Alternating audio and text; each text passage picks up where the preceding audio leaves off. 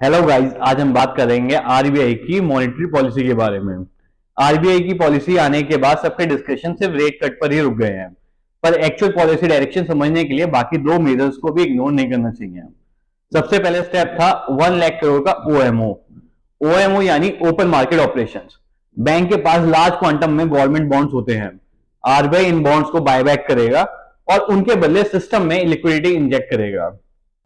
ये कोई routine OMO नहीं है। इतना लार्ज स्केल ऑपरेशन का मतलब क्लियर है, आरबीआई क्रेडिट कंडीशंस को टाइटन नहीं होने देना चाहता।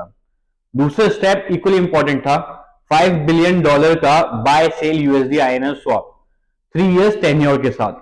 इसमें आरबीआई अभी बैंक से डॉलर बाय करेगा और रफली 45,000 करोड़ का रुपीज सिस्टम में डालेगा और 3 साल बाद ये ट्रांजेक्शन रिवर्स होगा। ये एक कैलिब्रेटेड मेथड होता है टेम्परेरी लिक्विडिटी इंजेक्ट करने का, बिना बैलेंस शीट को परमानेंटली एक्सपेंड करे। अगर आप इन तीनों चीजों को साथ में देखो, पहला रेट कट, दूसरा 1 लाख करोड़ का ओएमओ, तीसरा 45,000 करोड़ का फॉरेन एक्सचेंज स्वैप, तो एक मैसेज बिल्कुल क्लियर है। आरबीआई का फोकस अब सिर्फ पॉलिसी रेट कट पर नहीं है।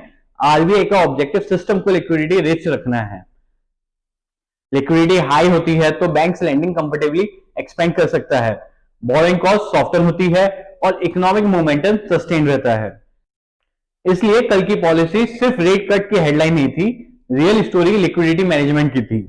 और आने वाले क्वार्टर्स में इसका effect credit growth, bond yield और इक्विटी सब पे दिख जाएगा। That is a complete picture.